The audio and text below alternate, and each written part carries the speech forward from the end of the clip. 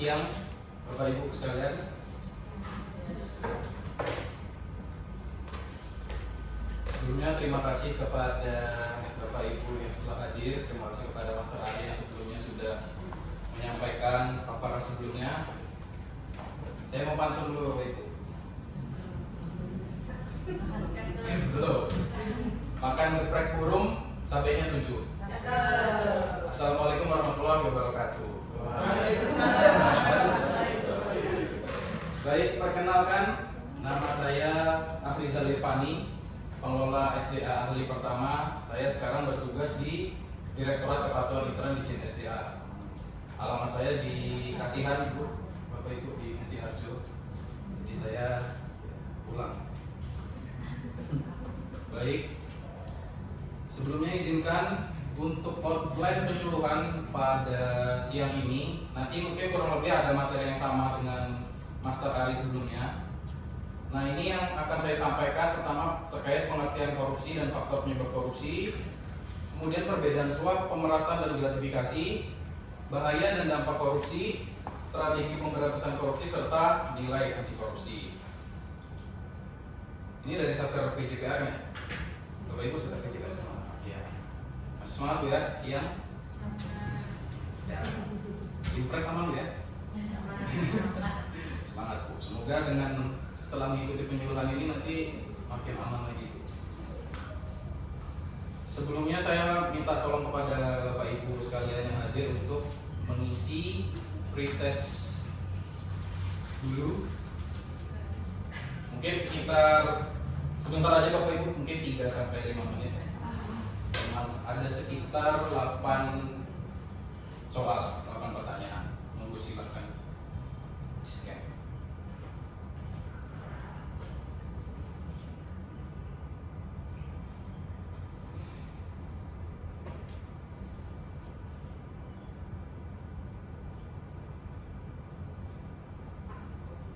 Bisa semua Bapak Ibu? Atau ada kendala?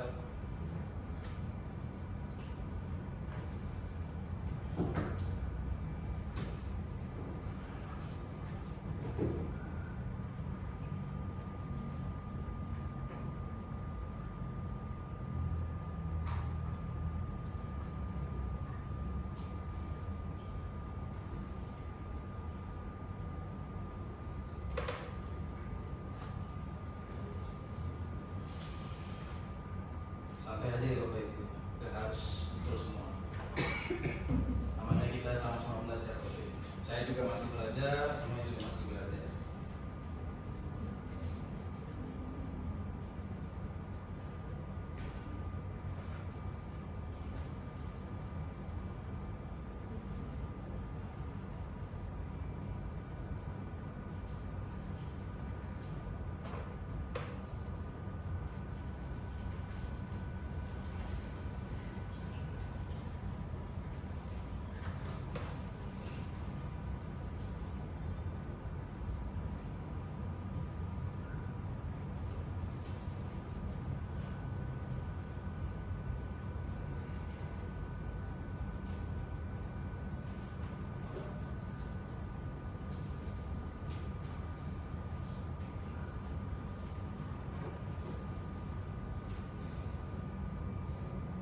Sudah Bapak Ibu?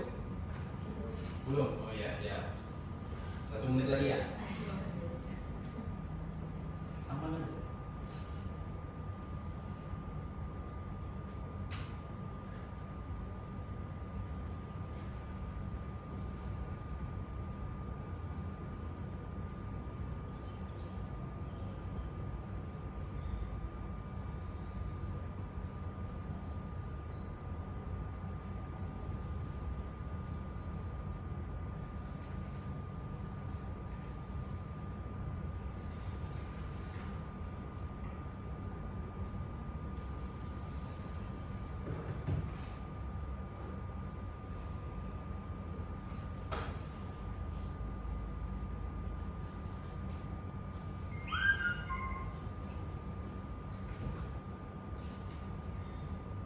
Sudah semua? 30 detik ya Pak?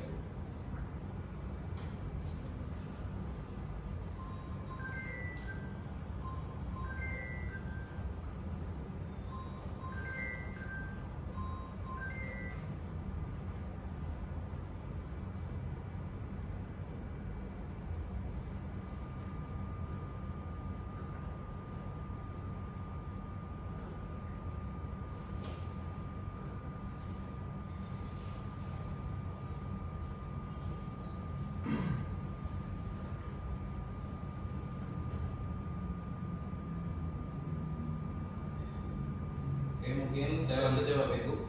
Mungkin kalau ada yang belum selesai, monggo diselesaikan. Gak apa-apa, santai saja. Selanjutnya saya mau nanya Bapak Ibu, ada yang tahu apa itu korupsi? Pengertian korupsi tadi seperti yang juga sudah disampaikan sebelumnya oleh Master Ari. Barangkali ada yang berpendapat.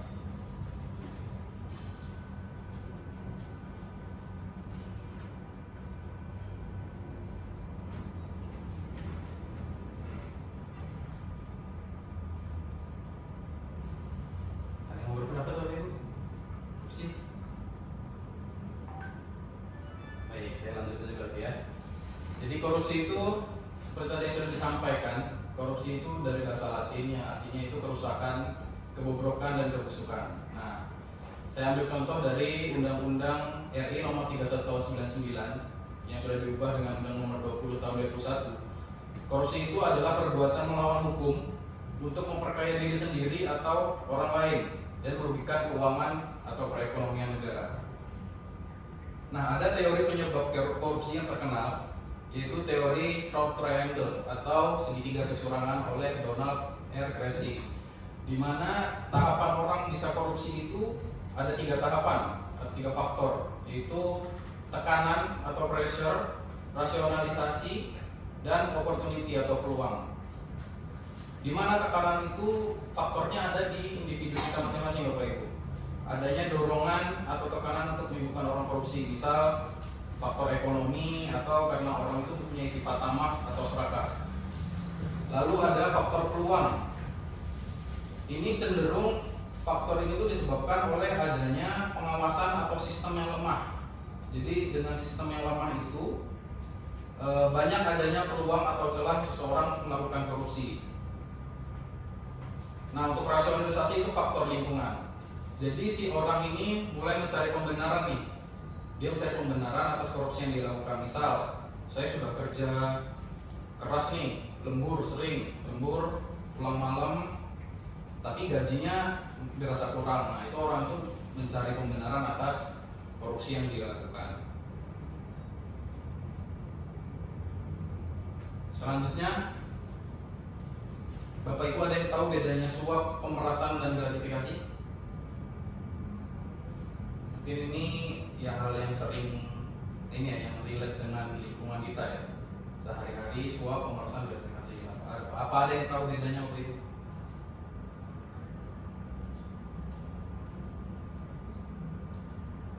Nah, jadi ada kata kuncinya, sudah coba saya klasifikasikan. Jadi suap itu kalau terjadi kesepakatan antara kedua belah pihak, jadi ada si pemberi dan ada si penerima. Kalau suap itu dua-duanya bersifat aktif dan terjadi kesepakatan, ada transaksional di situ.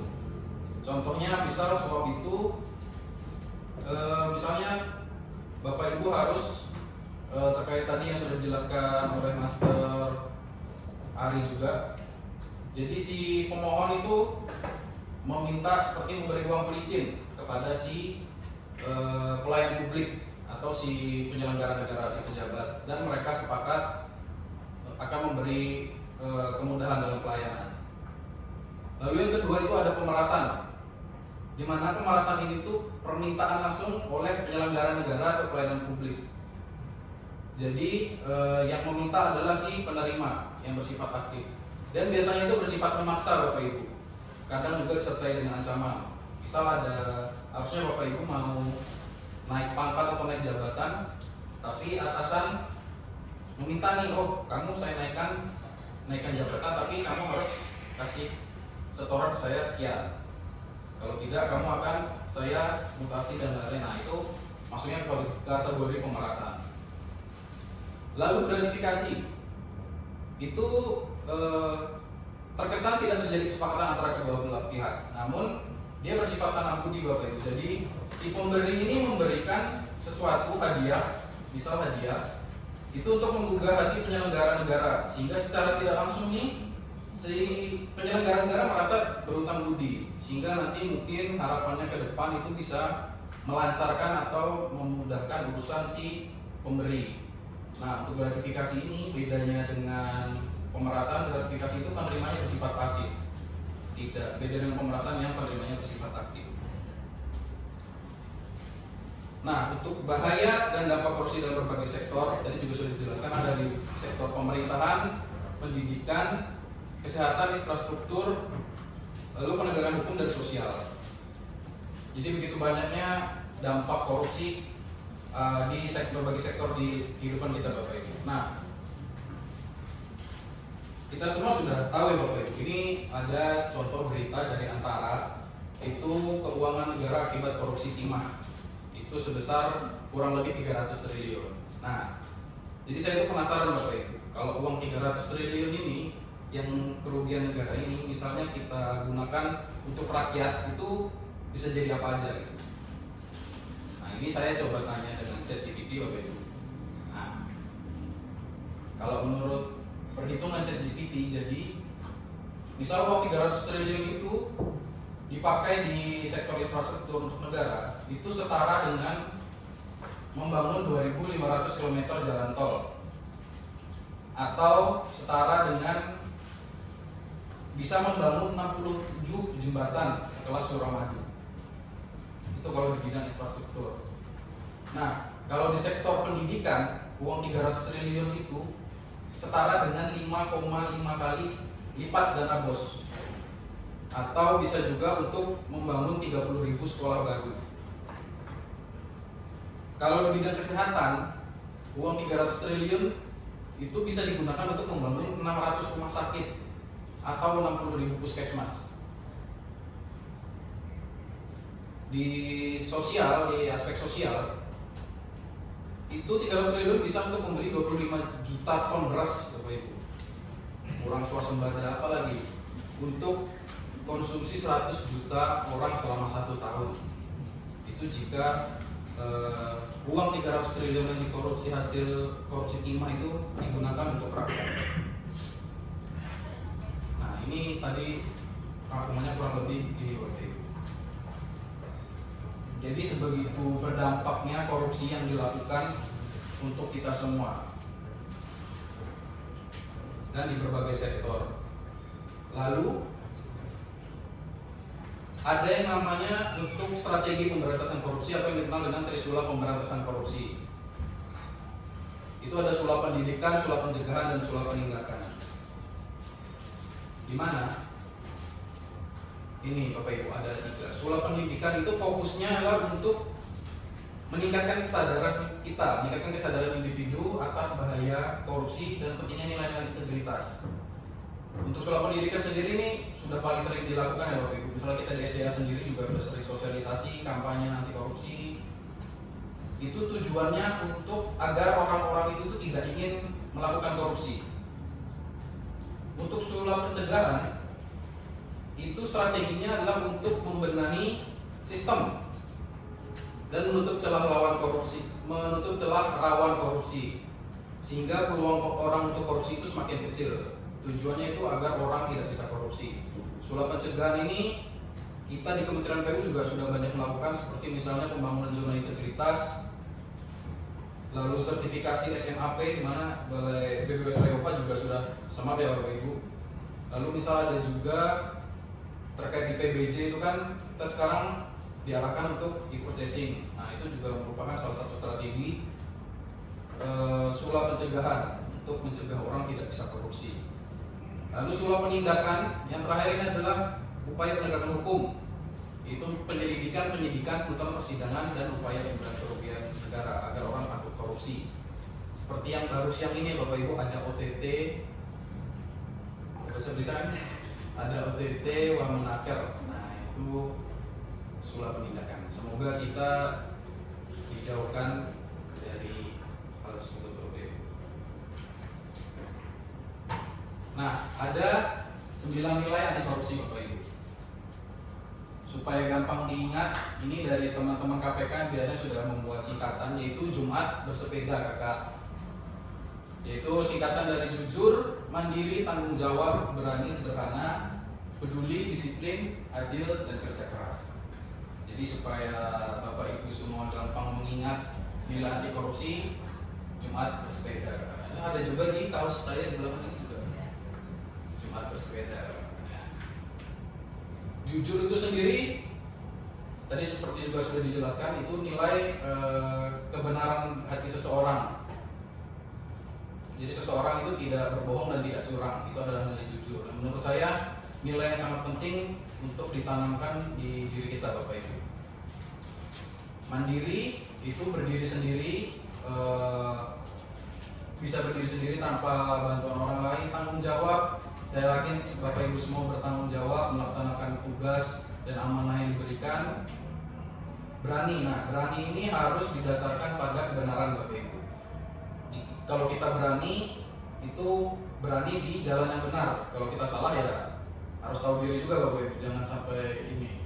Lalu sederhana, itu ya hidup tidak bermewah-mewah, secukupnya, hidup yang wajar. Lalu ada peduli, disiplin, adil, dan kerja keras. Nah, di sini ada video, Bapak Ibu. Mungkin boleh kita simak bersama. Mungkin ada pesan nanti yang bisa diambil.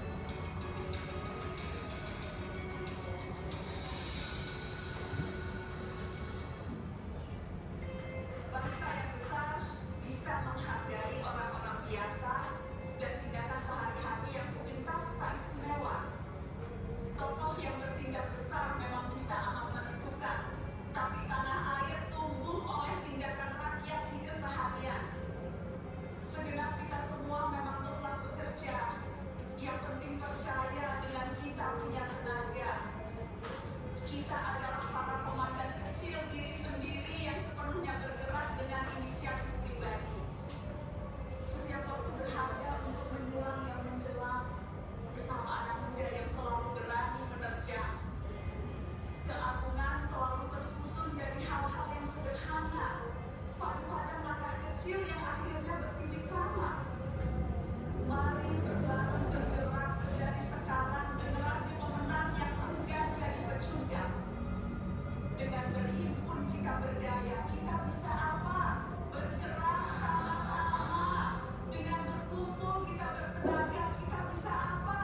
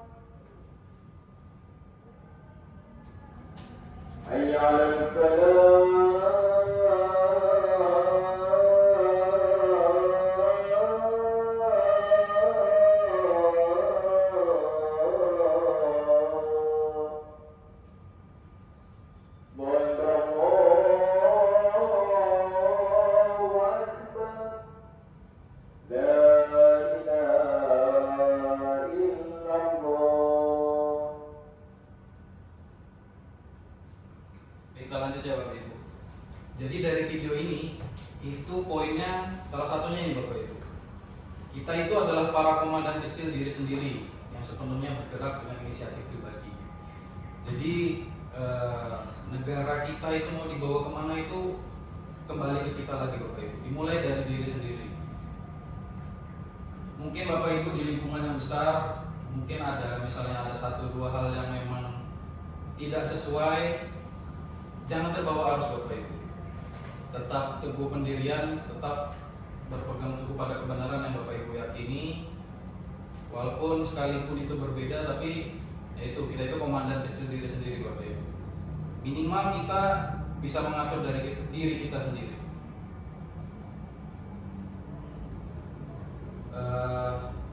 Ada yang mau ditanyakan dulu sampai sini Bapak Ibu?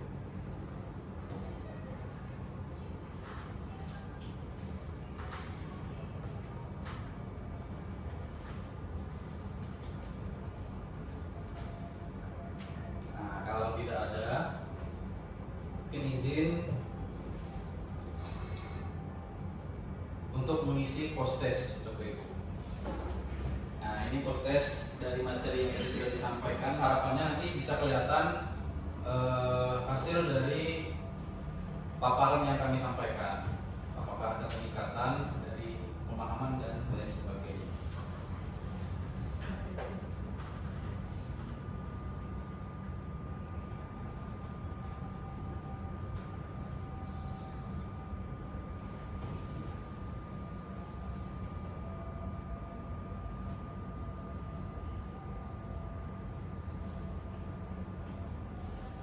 Sekitar 5 menit ya Bapak Ibu.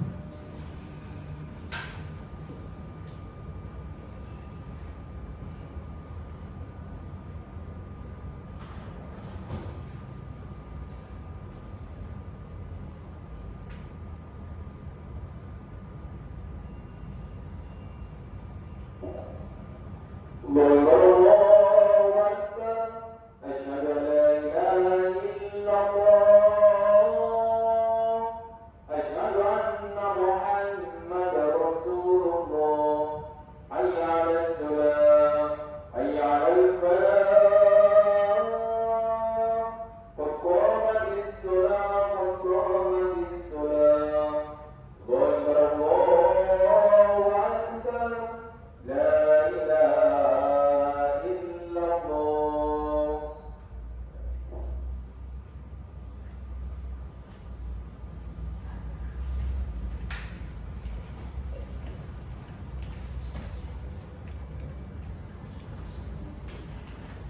Sudah Bapak Ibu? Oke, terima kasih. Sampai sini tidak ada pertanyaan ya? Ada yang mau bertanya? Baik, kalau tidak ada, mungkin bebas kalau memang ada pertanyaan. Baik Bapak Ibu, untuk menutup penyuluhan kali ini, saya ingin menyampaikan satu quote dari Mahatma Gandhi, yaitu even if you are a minority of one, the truth is the truth. Jadi seperti yang tadi saya sampaikan di video dari WhatsApp, bahkan jika kita itu minoritas di sebuah lingkungan, ya kebenaran itu tetap jadi kebenaran. Kebenaran tidak akan pernah salah. Jadi kebenaran itu kembali ke diri Bapak Ibu lagi. Semoga jangan sampai kita bisa terbawa arus, pegang teguh terus kebenaran Bapak Ibu yang Ibu yakin. Mungkin dari saya itu saja. Nanti saya izin minta tolong diisi juga evaluasi materi dan penyuluhan. Nah, sembari Bapak Ibu isi, izinkan saya tutup dengan pantun lagi Bapak Ibu. Makan nasi di warung beratu. Terima kasih. Wassalamualaikum warahmatullahi wabarakatuh.